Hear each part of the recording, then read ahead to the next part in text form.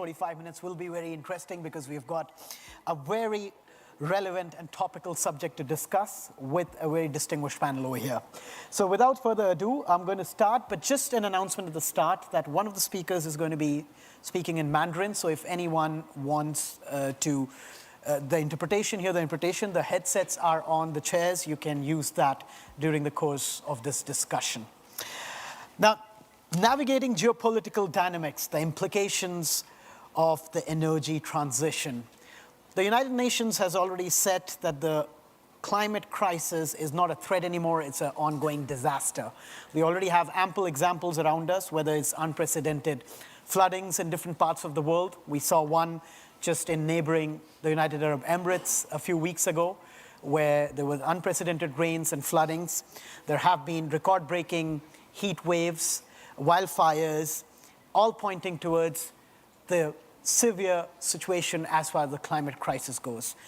The focus has been on energy transition. In fact, in this region, we had COP28 not too long ago, where some important decisions were made. But the fact is that in this ever fast evolving geopolitical dynamics, how easy is it to implement those changes? The fact that geopolitics plays a very important role in influencing energy markets, energy security, the pricing, and the pricing mechanisms.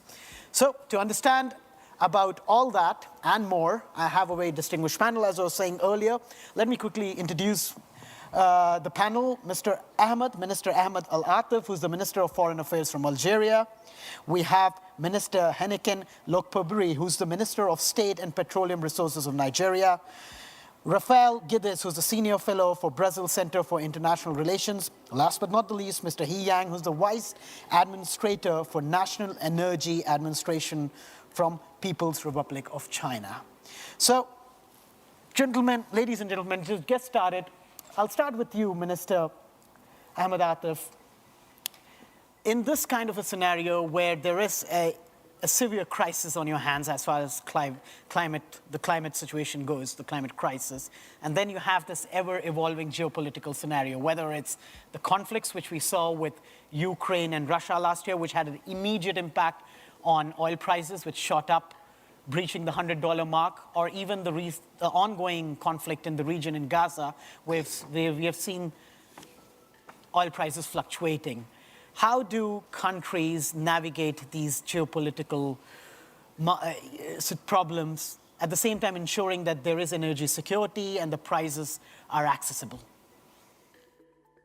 I believe that we should first identify the new geopolitical dynamics we are talking about. If we go back to the last 3 decades, we have been focusing on 4 or 5 main concepts: globalization, interdependence, regulation of the use of force, peace dividends. And this has completely changed during the last 2 years and a half. And we have moved from these concepts to embrace new ones: confrontation, deregulation of the use of force, paralysis of the international system, paralysis of the United Nations and its central body, the Security Council. So we are dealing with a completely new environment. And when you talk about my country, I think that we are located in the region that is concentrating all these new phenomena that I have referred to. We have, of course, the conflict in Ukraine that is impacting our region. We have the Palestinian-Israeli conflict that is also impacting our region. And we have the Sahel region. And we are also feeling the impact of the deteriorating situation in this region on the Euro-Mediterranean area. And the president of Nigeria this morning referred specifically to this issue. So as far as Algeria is concerned, we have, when we talk about energy, we have tried to be a reliable, trustworthy partner in our region, and we have established a very complex network of cooperation with our partners in the region. And this, the buildup of this new complex network of cooperation in our area has gone very sophisticated, and I believe that this was not done at the cost of our commitments to the alleviating of the effects on our environment. And I believe that we will be going in more depth on this issue to talk about the strategic relationship that we have built in our region. Minister Lokpogri, to get you in on and drawing in what Mr. Ataf was saying, that it is the geopolitical situation has completely changed in the last 2 years. There are new challenges that have been thrown up, and this comes at a time when the world is grappling with a climate crisis, and there is this pressure on the global community and nations for this energy transition to speed that up. How difficult is it for you, as someone who's an oil-producing nation as well, also in a continent where there are conflicts and issues? How do you balance that, at the same time ensure that the energy transition pathway, you do not deviate from that? Well, thank you very much for the opportunity, to be part of this panel. But let me, start by saying that when you talk about energy, security to those from the north, it means comfort for them. But for those of us in Africa, it's an existential problem. And it is something that the world actually hasn't looked at. These emissions, that, of course, the climate problem we have today didn't happen overnight. At the African level, we have been talking among ourselves. And, we're saying that, look, for the past 100, 150 years, those from the north have used, fossil fuel to industrialize.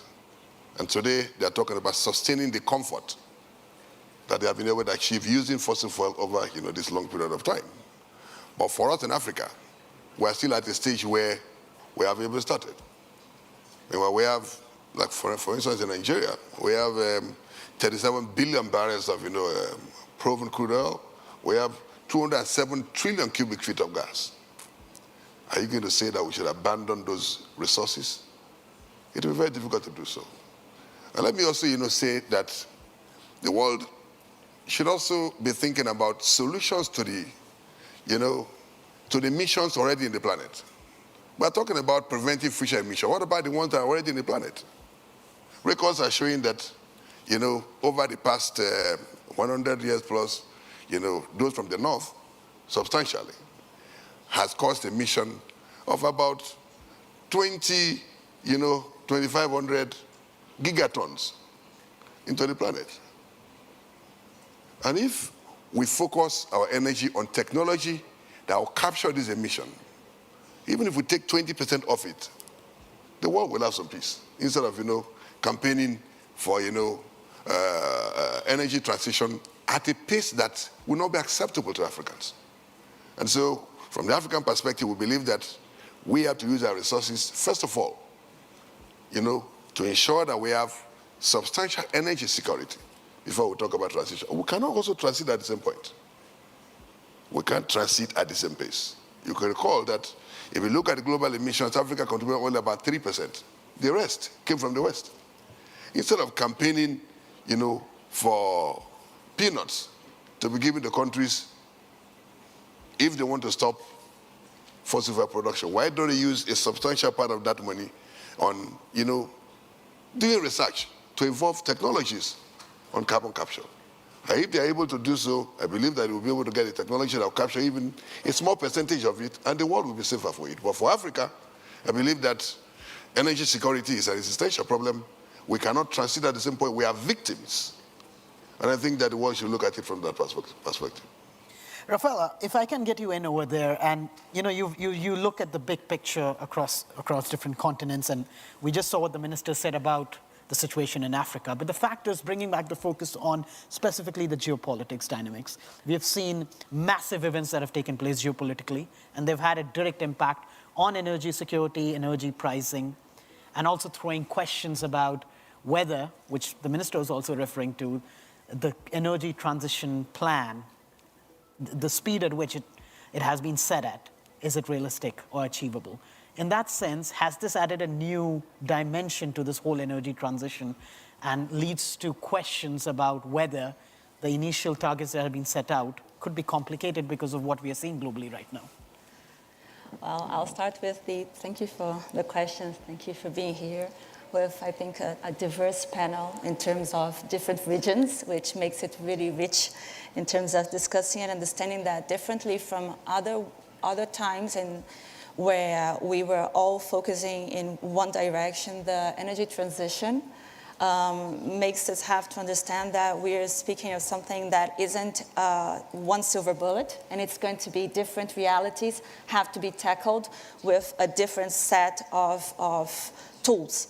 So, and it's important, in Brazil, we have been speaking a lot about a just energy transition that, yes, brings this different dynamics, brings the dynamic that we have to really try to bond together clean energy, but it has to be affordable, and it has to be affordable and accessible to all. So in countries like in Africa, we will have several people that have still problem with cooking with clean energy.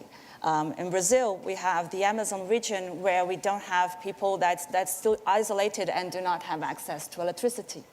So China has done an excellent job, and although their carbon neutrality is for 2060, they have been really doing amazing things in terms of solar panels and technologies.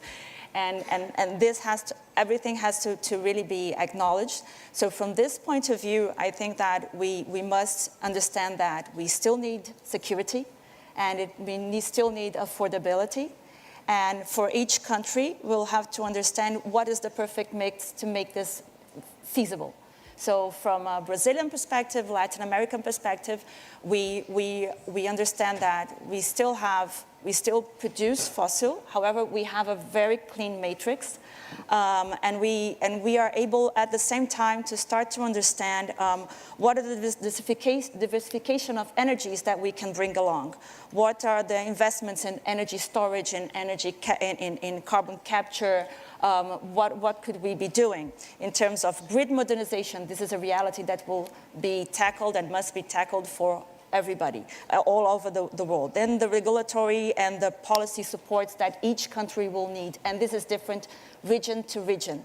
But most importantly, before ending here, I think that although we are in a polarized moment, it's very important for us to even more bond together, understand each one's perspectives, and how can we cooperate, how can one come together with the other, and Brazil's reality may be something that can inspire Africa in some places, in some discussions, bonding together with China in other discussions, and with Nigeria and different parts of the world. So this could really accelerate the discussion and less polarization. Thank you. Mr. Yang, bringing you in here, China is, of course, when it comes to the energy markets, is the largest consumer of oil in the world. And you have to constantly do this balancing act. For example, a few years ago, you had sanctions against Iran, where the United States was asking countries not to buy oil from Iran. You were customers for them. India was, two of the biggest markets. I'm giving you just one example. How do you balance these geopolitical dynamics that keep evolving? Now, those restrictions are not there anymore. Iran is supplying oil to the markets. However, a lot of it is still in unofficial capacity, but nevertheless, it's reaching the markets. So how is China balancing that while it's also trying to do this massive energy transition? 谢谢主持人。Thank you very much for your question, which is a very good question. But before answering the question, I would like to congratulate Saudi Arabia for organizing this special meeting of World Economic Forum, which shows the regional leadership of Saudi Arabia. As the geopolitical issues, I'm not an expert like Mr. Minister of Foreign Affairs, but I would like to share that from the perspective of energy, the impacts that the energy industry has faced. One of the first impacts is that the energy supply security is facing quite many uncertainties. Energy price is high. Based on our Brent pricing in April, the price is almost $90, which is quite relatively high according to the historical record. And the other price for critical mineral is also increasing. So we are facing this increase in energy prices, which brings a negative impact to our economic recovery worldwide. It also curbs the investment in energy transition. The second impact we have noticed is the polarization and the trade protectionism. Some countries are using governmental subsidy or the reason of overproductivity, overcapacity to limit the international trade by using tariff barriers. As you have mentioned, China is the largest new energy consuming market.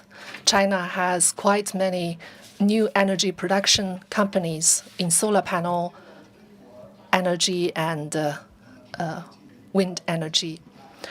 So these fast developments in technology continues to bring down the production cost. It is not a result of governmental subsidy. I would like to share one number with you. In China, we have thousands of battery producers. Fully free competition on the market, which brings down the price for battery.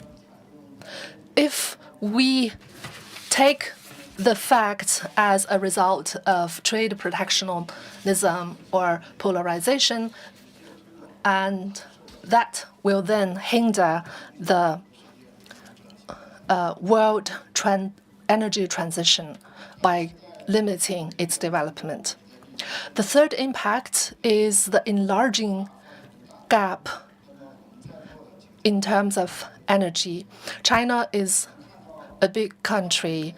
The guests here with me today are all coming from the developing countries. We all need technology and financing support. However, in the past years or decades, we have noticed that our investment to the developing countries is not enough in terms of financing and technology. So the answer to this problem lies exactly in the main theme of this special meeting.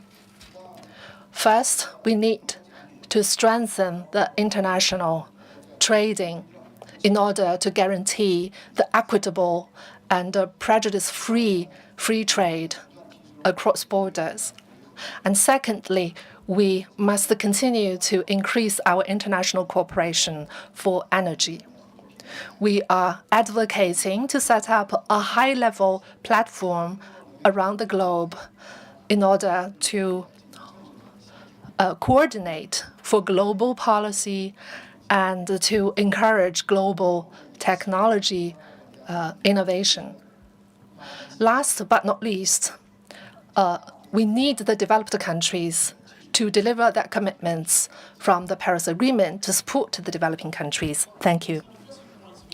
Mr. Yang, about a couple of interesting points, especially about the gap in terms of developing countries and developed countries. And of course, you touched upon trade and protectionism, which may not be something equal to a conflict, but again, it's part of the geopolitical dynamics as it plays out globally between the United States and China. I want to bring in Minister Atif again into this. What we are seeing globally now is this call that fossil fuels need to be phased out.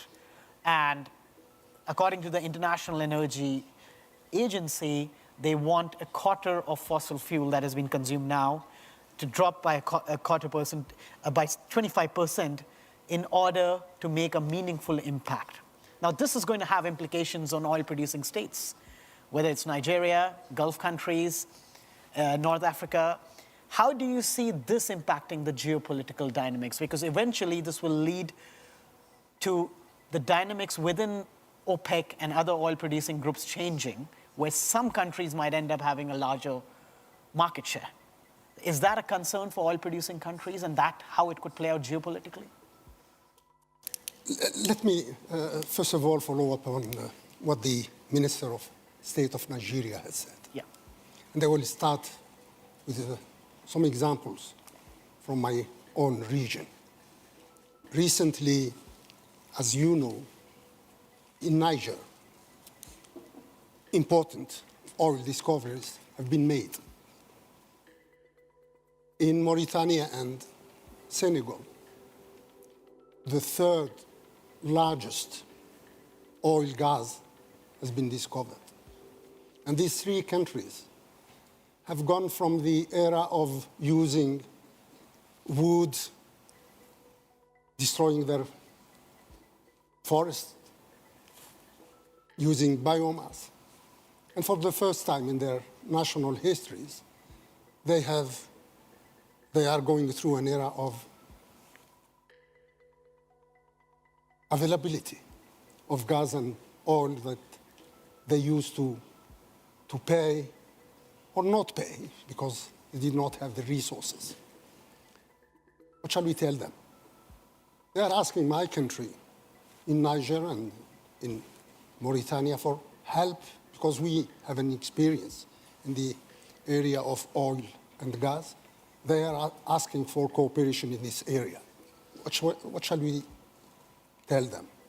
That look, there are the international commitments, agreements that, sorry, you have come too late. We cannot help you.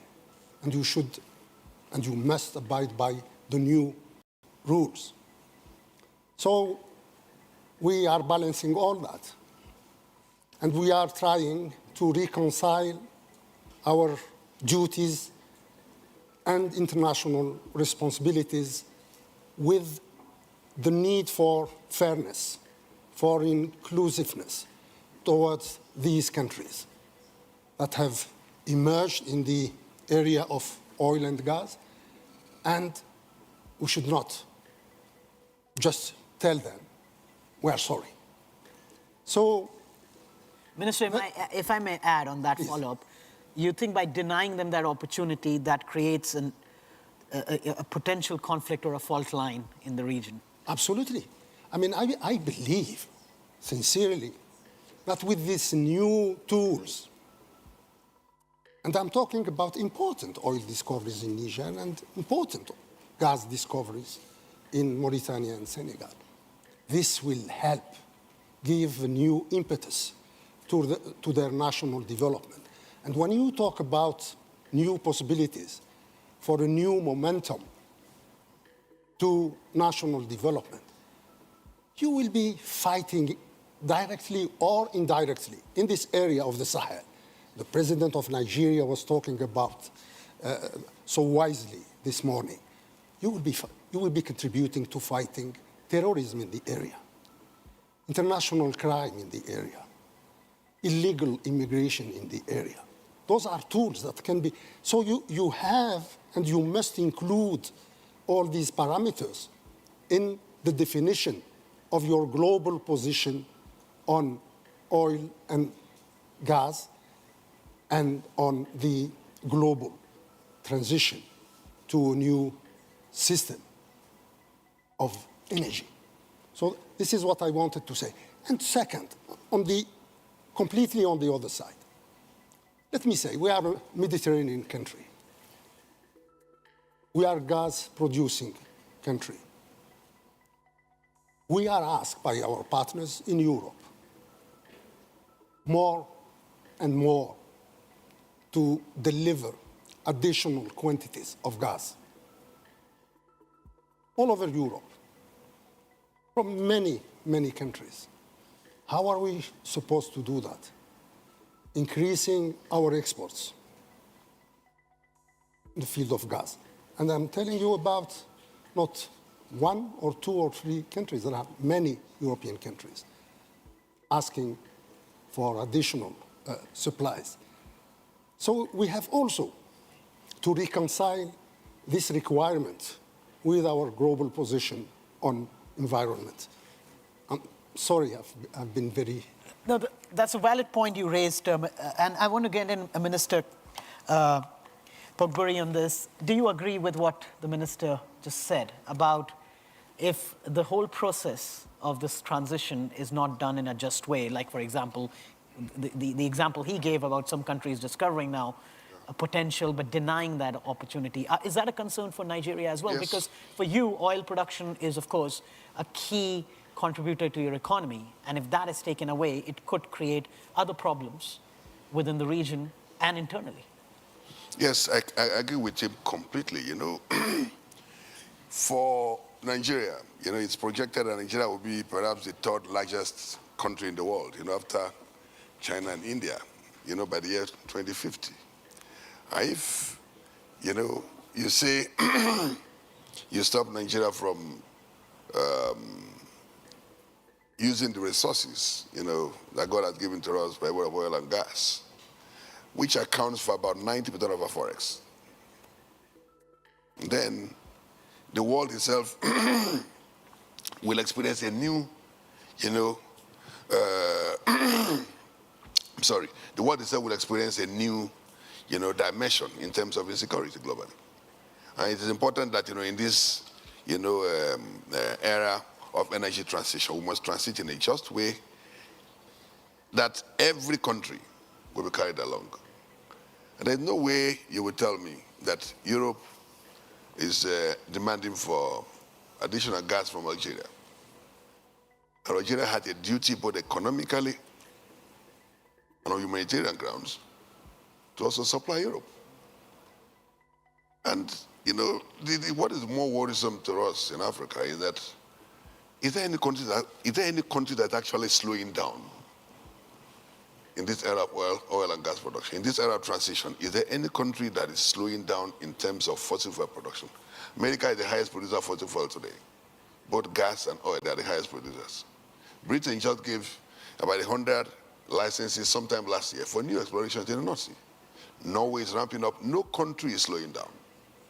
The only countries that are asked to stop and perhaps slow down are the countries in Africa. And why are they doing so? Because we have limited access to forex. We have limited access to capex. And so at the African level, I think that we need to also come together so that we can find a common solution within the African continent to solve our problems. We need to be looking at some homegrown, solution to our own problems. Because if UK can give new licenses for exploration in the North Sea of fossil fuel, they are all sincere. Is this issue of energy, transition? But as a continent, our governments have signed up to the Paris Agreement. But what we're saying is that we should be allowed to transit at our own pace. We can't transit at the same time. We are victims. From the records, emissions from Africa were only about 3%. So we're actually victims. But those who have contributed the other 97% are still increasing in production, and they have access to capital to expand their investments. And because historically, most of the investments in Africa have come from the West.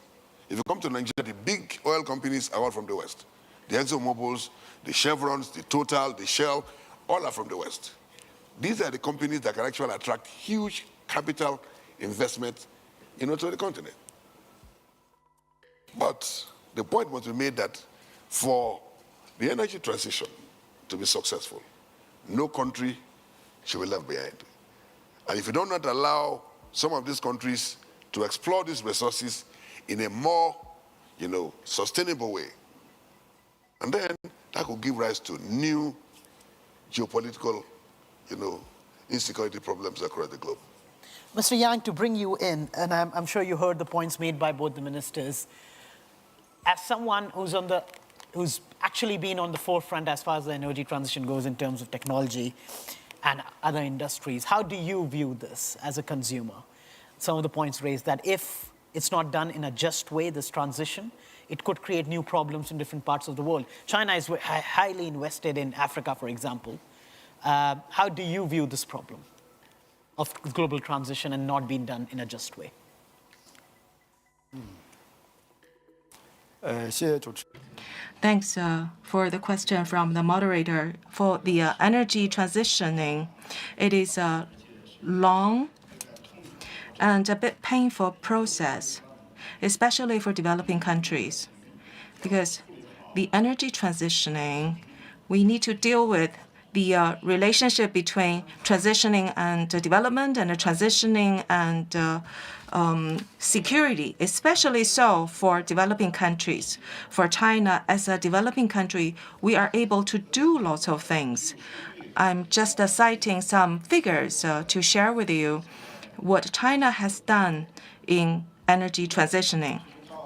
One is that by 2023, China's renewable energy installed capacity has amounted to 1,500 gigawatt, accounting 40% of the total global installed capacity. And 2023, the new solar and wind installed capacity is 510 gigawatt, among which China accounted for half of these new installed capacity of solar and wind.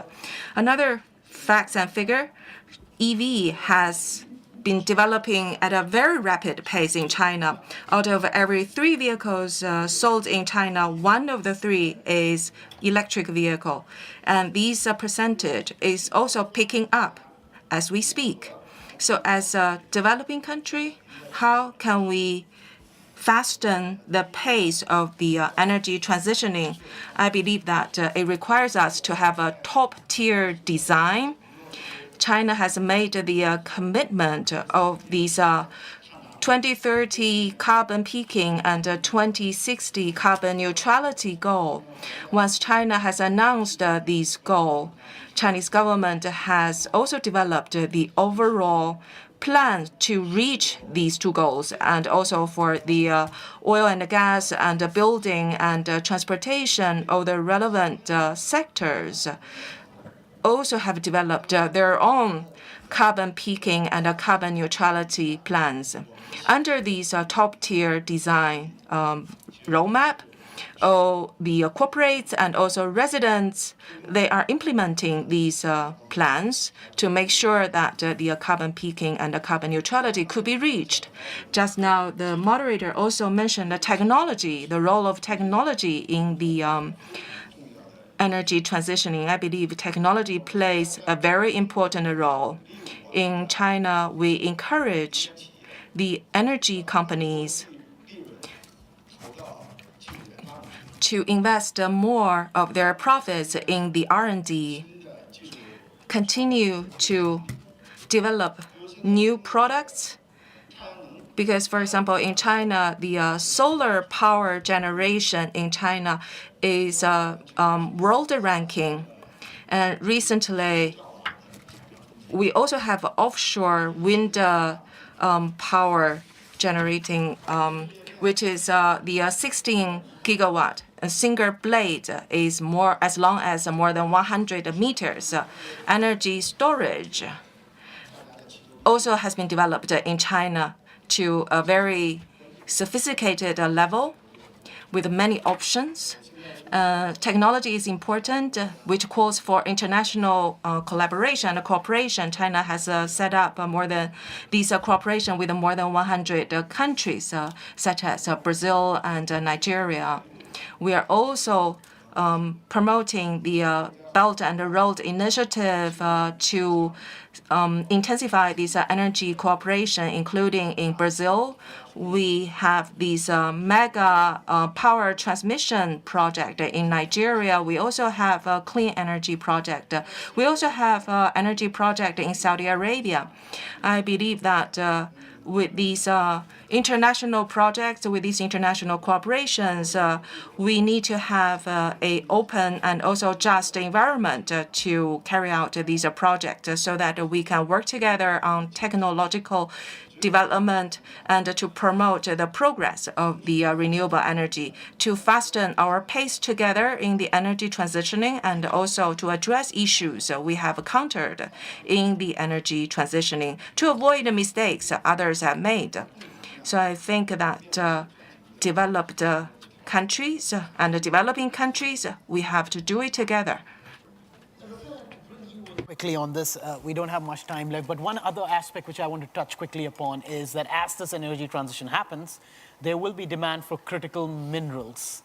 Now, the concern on that front is that with demand for these minerals going up in the years to come, the concentration of these minerals is in a very few countries, which could again lead to an imbalance, which in turn could lead to more conflict, tension, and the dynamics geopolitically changing. How big a concern is that? That's a huge concern. This is something that leading energetic project in Brazil, I've been studying this, and we should be concerned because at the same time that we say that we should diminish oil production or should be tackling increase in solar and wind, and all of this, we will need for all of these, like batteries, turbines, solar panels, we will need these critical minerals. So, for instance, from a Brazilian perspective, but I'm sure this is a reality for Africa and other places, but we do have a diverse mineral reserve portfolio. This can be done in a sustainable way. So while we are advancing in the transition, and as I think that this is a message that has been leveraged throughout this panel, is that it's a transition. So while we continue to produce this oil, at the same time, we should be looking at what's coming next and what is all the supply chain that we will need. So critical minerals are important and we should be looking, so from a Brazilian perspective, Latin America in general broad, we have this diverse mineral reserves. We can expand mining capacity, sustainable mining practices we are starting to tackle that more and more, this discussion.